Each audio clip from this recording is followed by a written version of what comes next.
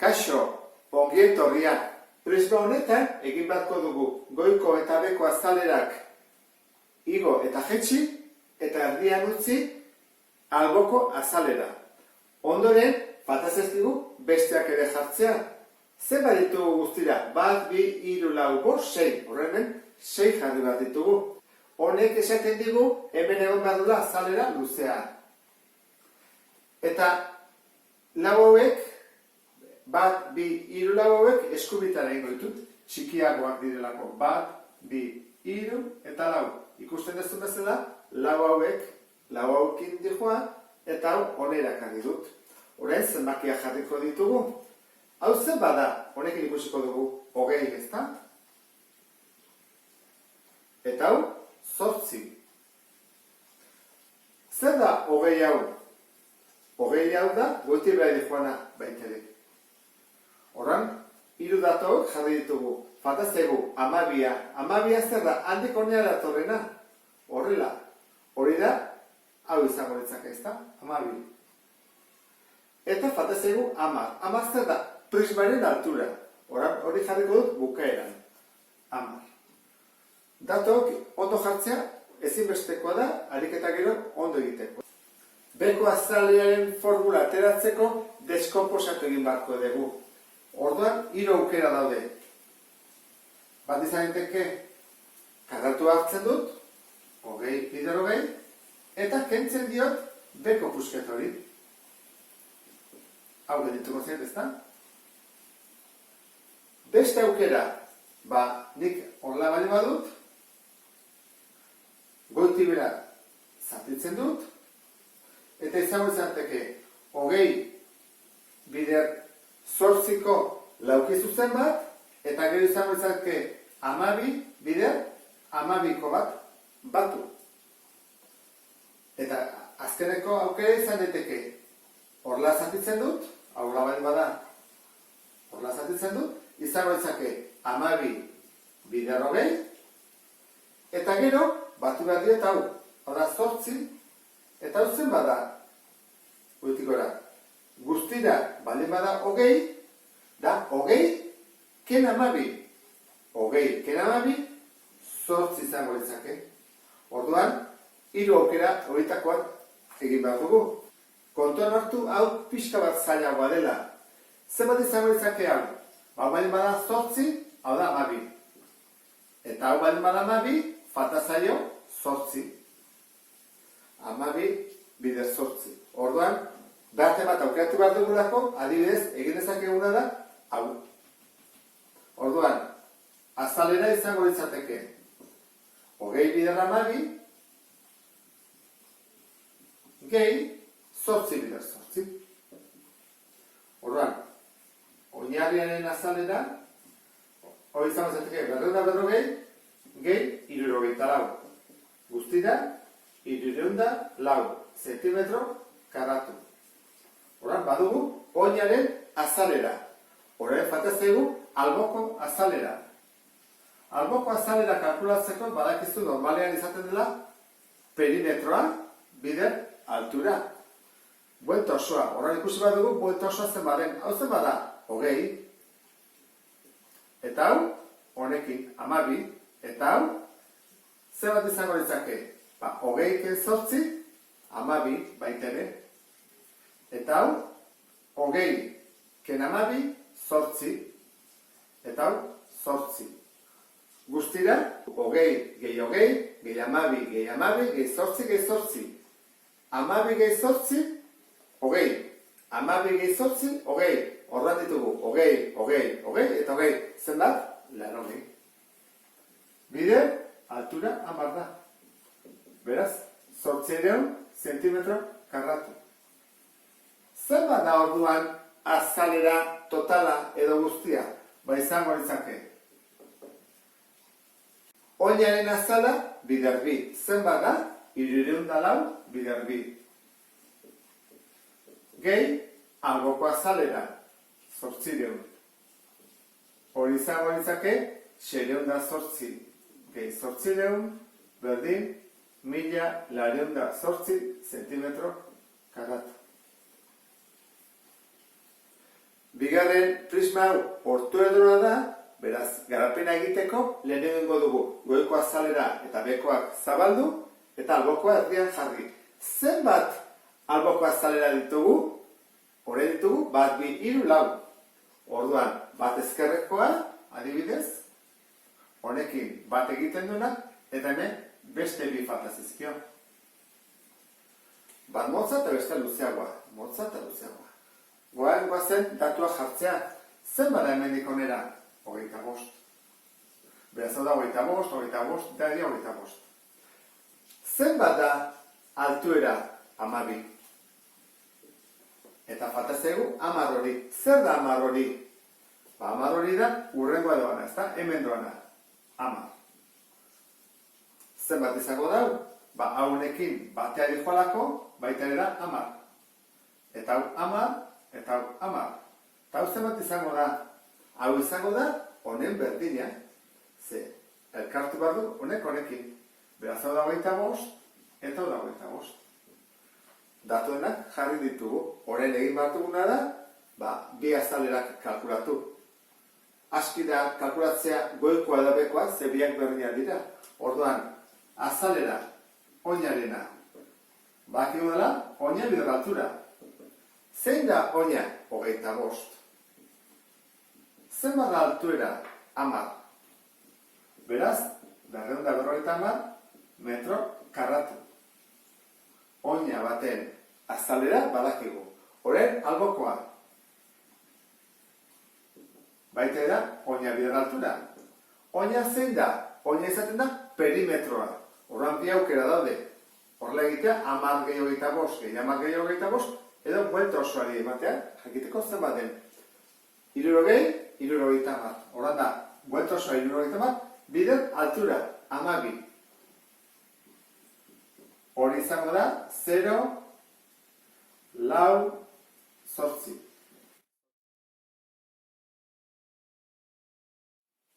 Eta bukatzeko, totala. Nola egiten da? Bi oin ditugunez, bi bider 250, gehi 840.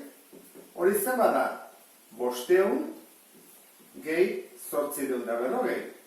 Beraz, azalera totala izango da 1340 metro karratu. Eta honekin bukatzen dugu ariketa. Prisma honetan, goiko aurpegia eta beko aurpegia errongoak dira. Horrek esan nahi du, alde guztiak berdinak dituela. Garapena egiterakoan, alboko 4 aurpegiak berdinak direnez, 1, 2, 3, 4 jarriko ditut, eta faltazet errongoa jartzea. Zuentzako errexena izaten da eraontan egitea. Horrela ingo dut, gutxiago naskutzen zeralako. Piskat azkar, hau izango zateke, bere garapena. Hola ondo jarrita. Ondoren, datua jarri behar ditugu. Aurresa da ezta? Gorputz honen altuera, 20 zentimetrokoa da.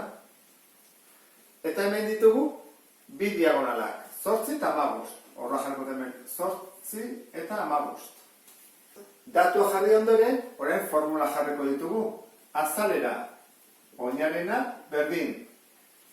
Errongoa denez, egiten da diagonal handia, bider diagonal txikia, zati bi.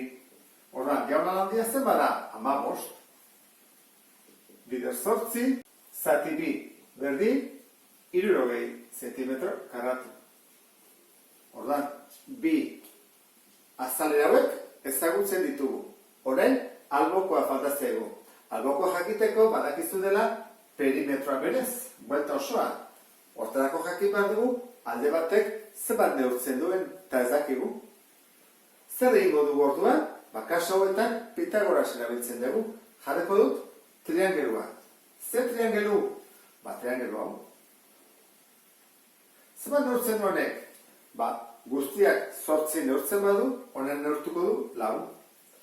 Eta honek 15 neurtzen badu guztira, erdia da 7,5. Orduan, hau honi dietuko diogu aldea. Goazen egitea, Zein da hirutan hipotenusa? Luzeena eta luzeena da aldea. Orduan, aldea berdin, 7,5 berdin, gehi 4 berdin. Eta gero, hau pasea bat da errotzen. L berdin, erro, bi hauen berreketak egin ondoren. Kalkulatuko dugu orduan. L berdin, 8,5 zentimetro. Orduan, alde baten neurria badakigu 8,5. Beraz da 8,5, 8,5, 8,5. Azalera albokoa izango da. Oina, beraz perimetroa, 8,5 bider 4. Bider altura, 20. 8, 34, bider 20, berdin, 680 zentimetro karra. Azalera totala, bi aldiz. Oinaren azalera, bi oin ditugulako, gehi alboko azalera, 680. Eta hori da, 120 gehi 680. Eta hori da, 800 zentimetro karratu azalera totala. Honekin bukatzen dugu ariketa hau. Kon honetan ematen dizkigute behar ditugu datu guztiak. Batetik erradioa, 25 zentimetro direla, eta bestetik sortzailea, 60. Horrek esan nahi du, hau da garapena, egingo dugula azalera albokoa berdin pi, r, g, eta r eta g ezagutzen ditugu, eta oinarena izango da pi, r, berbi. Beraz, datua jarriko ditugu eta kalkuladora erabiliko dugu. Pi bider r 25 da, bider g 60. Eta beste honetan, pi bider r 25 da, berbi. Kontuan hartu, 25 marrazkian ikusten den bezala dela, hemendik onera. Ematen badigute hemendik horrea, egin beharko behin duke zati bi.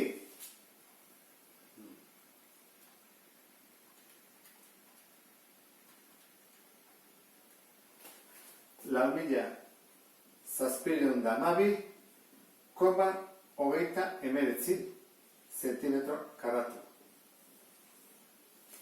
Oinarena, bi bider, 25 berdi.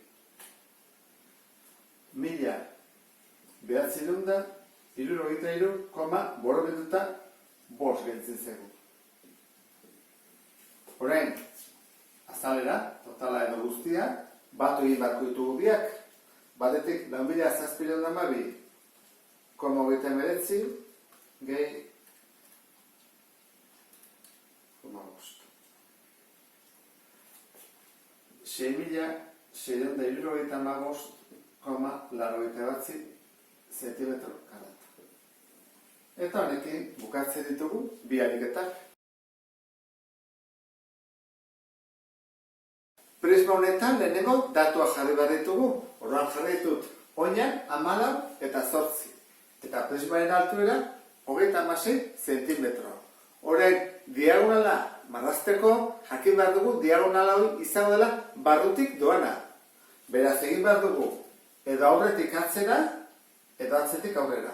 Orduan ikiko dut aurretik, erpinotatik onera. Doan marra. Hori da diagonala. Diagonal horren luzera kalkulatzeko Pitagoras erabili beharko dut, eta hortarako bi kateto ezagutu behar ditut. Hau da bat, eta bestea zen izango da. Bestea izango da beko azalaren diagonala. Hemendik horrea doana. Eta atako zego hemen halako angelu zuzena. Orduan lehenengo diagonala kalkulatu behar dugu, bekoa. Jarriko dut. Oinean, 14. Eta 8. Eta orain, diagonala marraztuko dut.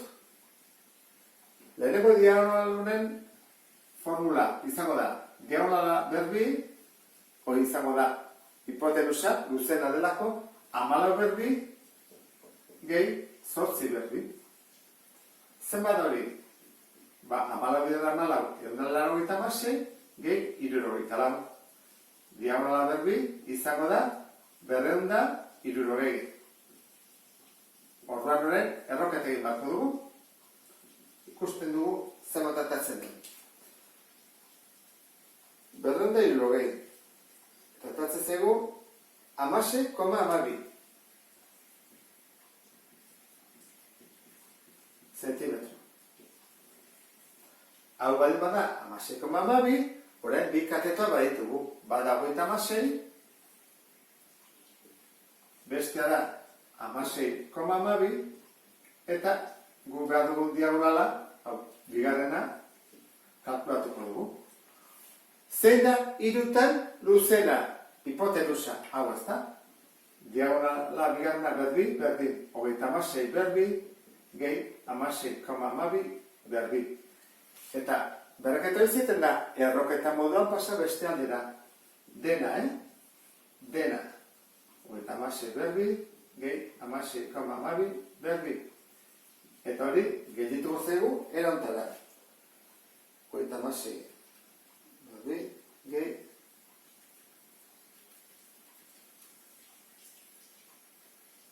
39,54 zentimetro. Eta kalkulu honekin bukatuko genuke ariketa. Prisma honen garapen laua egiterakoan, atako zaigu goiko azalera eta beko azalera, eta alboan 6 aurpegi. Orduan, datua jartzerakoan, badakigu prismaren altura 8 zentimetro dela. Eta ematen diguten datu bakarra da hexagonoaren aldea 12 zentimetrokoa dela. Orain, ditugun datuak jarri ondoren, egin behar duguna da formula jarri. Hexagonoaren formula izaten da beste poligono erregularren formula berdina, ezta? Izango da, perimetroa bider apotema, zati bi. Eta albokoarena izango da oina bider altuera. Bi formulak jarri ondoren, orain ikusi behar dugu zer falta zegun. Perimetroa jakin dezakegu? Bai. Buelta osoa da 12 aldiz, ezta? Eta apotema hori da falta zeguna. Orduan, apotema ateratzeko Pitagorasa erabili beharko dugu, triangelu bat sortu behar dugu. Orduan, egin dezakegun horrela, hemen erditik, ontatik, horrea. Eta hemen atatzegu, 90 graduko triangelu bat. Bere datuak badakizkigu, goazen ikustea. Bakiko mendikonea zenba den, ezta? 12 da. Zenba da hemendikonea? Hexagonoetan berdina izaten da, 12, hexagonoetan bakarrik. Bali bada pentagonoa edo beste poligono erregular bat, ez da horri, eman beharko dizkigute bidatuak, aldea eta radioa. Horrak, ateratzen dut, triangelua eta jarriko dut. Zenbat hori aldearen erdia, 6. Eta zenbat da hortik horrea, esan dugu dela, 12. Aldearen berdina delako. Horrak, hau zer da, horren ditzen dugu, apotema. Hoi da behar duguna. Zein da hirutan luzena? 12 hau, ez da? Ze apotema beti motzagoa da. Horra jarriko dugu. 12 berbi, berdin. Apotema berbi, gehi 6 berbi. Kalkuluak eginez, 154 berdin. Apotema berbi, gehi 36. Batutzen edena bersalera kentzen, beraz, 154 ken 36 berdin. Apotema berbi, eta hori da, 108 berdin. Apotema. Eta berretzen nahi dena, bestaldea errotzen. Egingo dugu. Erro, 108, 10,39. Orduan badakigu dela, 10,39 zentimetro apotema. Hori jakinik, beste guztiak kalkulatzea nahiko azkarra izango da, ezta? Goazen ikusteak, zenbat da perimetroa esan dugu dela 12 bider 6. Beraz, jarriko dugu 12 bider 6, edo nahi baldin bada 72, zuzenean, bider apotema, 10,39, zati bi. Toia eta zaigu, azalera bat. Eta horrela zein da? Oina. Oina da perimetroaren berdina, ez da? Orduan, jarri dezakegu 12 bider 6 edo ja 72. Gauza bera dela. Bider, altuera, baina prismarena, 8. Orduan, kalkulatuko dugu bi kasuetan.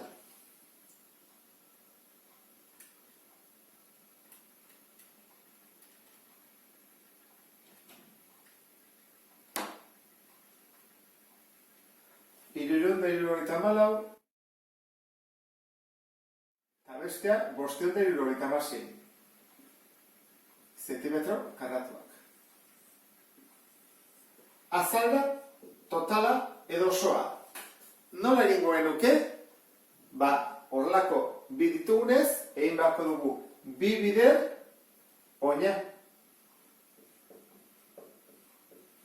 Gehi, albokoa. 576. Orduan, azalera osoa, 1324,08 zentimetro karratu. Eta hau izango litzake prisma honen azalera osoa. Zilindro honen garapen laua hau izango litzake eta datuak jartzea falta zaigu. Badakigu zilindro honen altura, ezta? 52. Eta badakigu bere erradioa? Bai, diametroaren erdia. 30aren erdia, 15. Horran, erradioa, 15. Datua jarri ondoren, goazen orain, formula jartzea. Zirkuluaren formula zein da? Azalera, oinarena, berdin. Pi, R, berbi. Erradioa badakigu? Bai, horrengo duguna da. Pi, bider, 15 berbi. Orain, alboko azalera. Berdin. Da, oina bider altura. Lauki zuzena delako. Oina badakigu zema den? Bai, izaten da beko azaleraren perimetroa. Eta buelta osoa da 2πr. Orduan da 2πr bider altura. Badakigu R? Bai, badakigu altura? Bai, orduan hemen ez dugu Pitagoras erabili behar eta beste formularik. Ze, behar ditugun datu guztiak baditugu, jarriko dut orduan, Albokoa, berdin, bi bider pi, bider R 15 da, eta altura, hemen 52. Horren egin behar duguna da, kalkuladora erabili behar den bezala.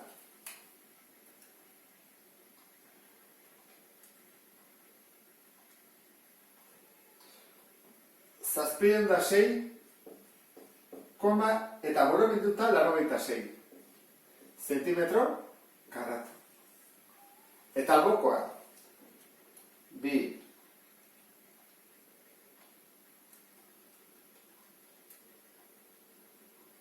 irubila behatzireun da 48, koma 41 borobilduta. Horren, azalera osoa edo totala behar dugu. Zenbat azalera ditugu batutzeko? 3, 1, 2 eta erdikoa. Orduan, horrelako bi, beraz, horrelako bi bider 706,86 gehi alboko bat osoa. 3.948,41. Eta hori, izango da.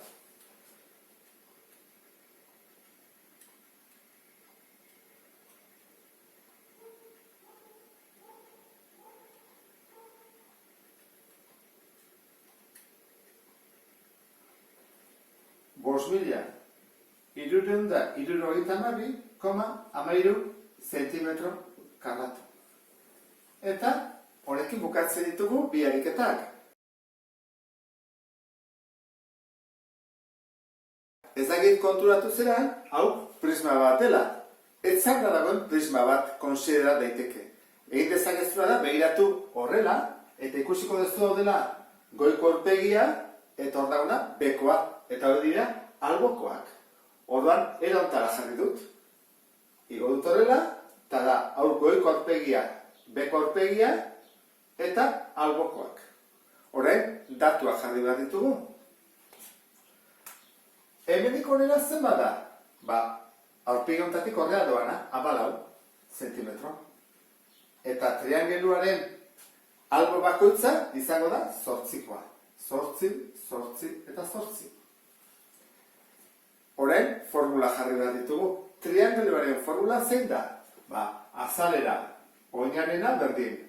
Oina bider altura, zati bi. Eta albokoa, prisma denean beti berdina da, ezta? Azalera, albokoa, berdin, oina bider altura. Alboko azalera kalkula dezakegu? Bai. Zer bada oina? 8, 8 eta 8. Honen perimetro berdina. 24. Eta altura? 14. Horran, 24 bider 14 egiten badugu, jakiko dugu alboko azalera. Orain, hemen, badakigu oina, triangeluarena, bai, 8. Eta altura, hori da ez dakiguna.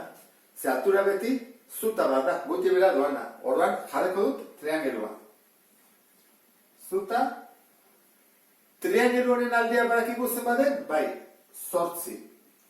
Eta hemendik honera, 8. Beraz, hau erdia delako, 4 gelditzen zaigu. Orduan, lortu dugu triangelua, jarriko dut horrela. Hau zein izango da? Guretzako izango da apotema edo altura triangeluarena. Zein da hirutan luzena? 8, ezta? Orduan da 8 berbi hipotenusa delako eta bestea jarriko ditut. 8 bider 8, 74, berdin 16. Orain, kentzen pasatzen badugu, 74 ken 16, gelditzen zaigu altura berbi, 74 ken 16, 48 da, eta berretzen edera, bestadera, errotzen.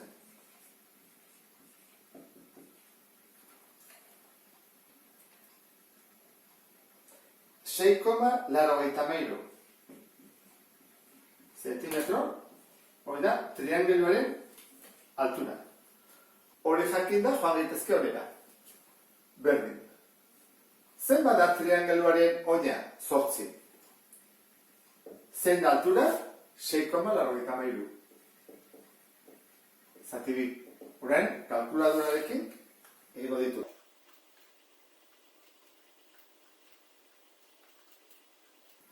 Hogeita zazpi, koma, 77 zentimetro karratu. Eta 326 zentimetro karratu. Orain, azalera osoa behar dugu. Azalera osoa, edo totala, izango da. Zenbat horlako ditugu? 2 bat goian eta 2. Beraz, 2 azalera kalkulatu bat ditugu.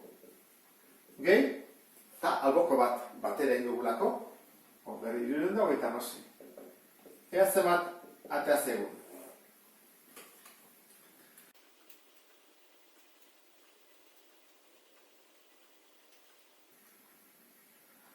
Irereunda, 81,44 zentimetro karratu. Eta honekin bukatzen dugu ariketa. Gorputz hau esfera bat da, orduan ezin dugu garapen lauarik egin. Gehienez jarri dezakegu, hemen lau zirkuloren berdina dela. Baina garapena egiterakoan puskatu ingo litzaiguke. Orduan formula jarriko dugu. Azalera berdin, lau aldiz, pi, erre berdi. Eta honekin, bukatuko genuke. Erradio badakigu, bai, emate gute 12 dela. Orduan, jarriko dugu, azalera berdin, lau, bider pi, bider 12 berdi. 1809,56 zentimetro karratu. Eta honekin bukatuko genuke ariketa ikusten duzu bezala, jakin bada formula zein den, eta gero ondo borobildu.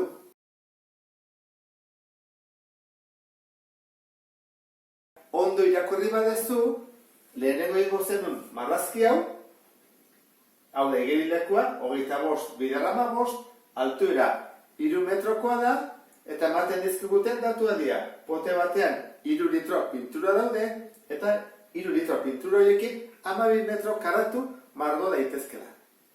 Ze galdetzen digute? Galdetzen digute zenbat pote erosi behar ditugun. Goazen ikustea. Lehenengo, garapen laua egin dut. Orduan, ikusten dezun bezala da, goiko azalera, beko azalera eta alboko azalerak. Zer gertatzen da igerilaku batean? Goiko azalera ez dugula behar. Orduan egingo duguna izango da, kendu hori, alperrik egin dugu. Kentzen dut hori. Eta da kalkulatu behar duguna. Zenbaten azalera totala edo osoa. Datua jarriko ditut, hau zenbada 25. Eta hau, 15. Eta altuera, 3. Beraz, azalera albokoa, berdin. Oina, bider altura. Badakin oina zenbaden, hau da 25, ezta? Eta hau da 15. Eta hau da 25, eta hau 15. Egin dezakegu horrela, egin dezakegu buelta osoa. Zenbada buelta osoa, perimetroa? 25 bi aldiz, dela 50, eta 15 bi aldiz, dela 30. Beraz, zenbada oina, 80. Bider, altuera. 80 bider 3, 240. Metro karratu, Bueno, albokoa badakigu. Horren, oina. Oina ere, erresa da, ezta? Azalera oinarena, oina bider altura. Zenbada, 15. Bider, 25. Hori da, 375 metro karratu. Hori jakinek, badakigu zenbaden azalera osoa, ezta? Margotu behar duguna. Bada, 240 gehi 375. Eta hori, zenbada? 615 metro karratu. Hori da, margotu behar duguna. Orain jakiteko zenbat pote erosi behar ditudan, bi proportzio bote egin daitezke. Metro karratuak litroekin edo metro karratuak potearekin. Nik zuzenean egingo dut potearekin. Metro karratuak litroekin ere egin daiteke, baina bidea luzeagoa da. Nik motzago hartuko dut, Horra egingo dut. Poteak eta metro karratuak. Horran egingo duguna da. Pote batekin zenbat metro karratu margotu daiteke? Pote batekin 3 litro ditu, eta 3 litroekin 12 metro karratu. Horran, pote batekin margotu ezaket 12 metro karratu. Zenbat margotu behar ditut? 615. Kusten dezu bezala, metro karratuekin potea ez dakigu. Zuzena da, edo alderantzizkoa da proportzioa. Zenbat eta pote gehiago eduki gehiago margotu dezaket? Bai, orduan, zuzena da. Egingo genukena da, bat bider 615, zati 12. Eta hori izango zateke, isa, gu bilatzen ari gerana. Egingo dut orduan, 615, zati 12. Eta, atatzen zaigu, 51,25 pote. Dudarik gabe, hau ez da zuzena. Ezin dugu erantzule eman. Zenbat pote erosi baretugu, ezin erosi poteak puskatuta edo zatituta. Ordan, dena margotzeko zenbat egin behar dugu. 51 ala 52 pote. Jartzen baduzute 51, borobiltuta 51 delako gaizki dago. Ze 51ekin ez gira iristen dena margotzea. Jarri beharko dugu 52 erantzuna. Badakigu pintura sobratuko zaigula. Pixka bat. Pote 3 laurdena edo, baina erantzun zuzena hau izango litzake. Piramide lauangeluar honetan ematen dizkiguten bi datuak dira, batetik lauangeluaren oinarriaren aldea 28 zentimetrokoa dela, eta bestetik azalera osoa. Orduan hemen, arazoa da, hasi behar dugula atzera egiten. Azalera ezagutuz, joango gara poliki-poliki beste datuak ateratzen. Orduan, lehenengo gauza egin behar duguna beti bezala, da, garapen laua, datua jartzen ditut, bakarra dago, 28, orduan, gu behar dugu ertzaren luzera. Lau ertz ditugu, luzera berdinakoak, orduan beharko genuke hemendik honera dagoen distantzia. Hortarako zer egingo dugu? Jakingo dugu triangelu baten azalera. Eta hori nola kalkulatu dezakegu? Egin dezakegu. Azalera osoari kendu lauki hau eta ondoren egin zati hau. Hori egingo dut orduan. Kalkulatuko dut laukiaren azalera. 28 denez oina, azalera, oinarriarena, da L berbi. Beraz, 28 berbi. 784 zentimetro karatu. Guk orain egingo duguna izango da. Azalera osoari kendu oinaren azalera. Eta gainea egingo dut atartzen dena zatilago. Orduan, zer bada osoa? 3.472 ken 784 berdin 2.688 zentimetro karatu. Hori da, lau triangeluen azalera. Orduan egingo dut 2.688 laukin zatitu.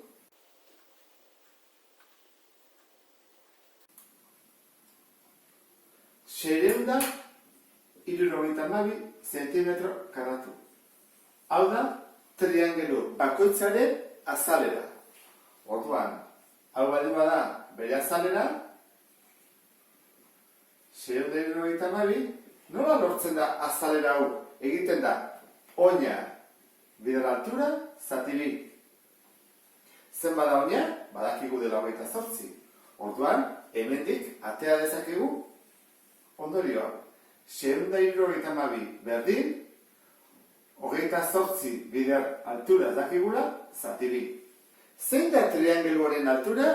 Egingo duguna izango da, zatitzen dagona bidertzen, bidertzen dagona zatitzen, altura bakarrik usteko. Horran inbar dugu. 672 bider bi eta zati 28. Eta hori da, altura.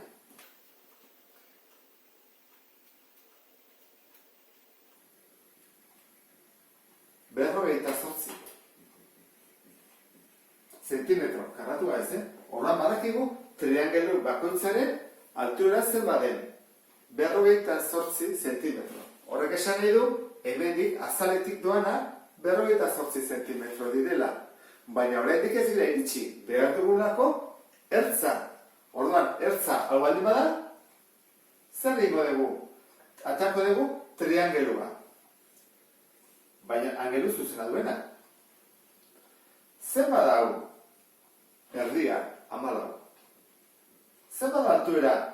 58. Guk orduan jakin dezakegu zeinen ertza. Deituko diogu adibidez L. Hau izango izateko orduan L. Ertza hori. Zen da hiruetan hipotenusa? Ertza ez da? L berdin, 58 berdin, gehi 14 berdin. L berdin, behingo dugu erroketa, bi hauen berreketa egin ondoren. 50. Orduan, emaitza atea dugu. Ertza berdin, 50 zentimetro. Eta honekin bukatzen dugu. Ikusi duzu bezala, ariketa honetan alderantziz egin behar zen. Lehenengo, nola badakigun, azalera osoa zein den, ateratzen dugu oina, hortik joaten ateratzen triangelu bakoitzak, eta azkenean bere elementuak. Eta honekin bukatzen dut, beste bat arte, agur.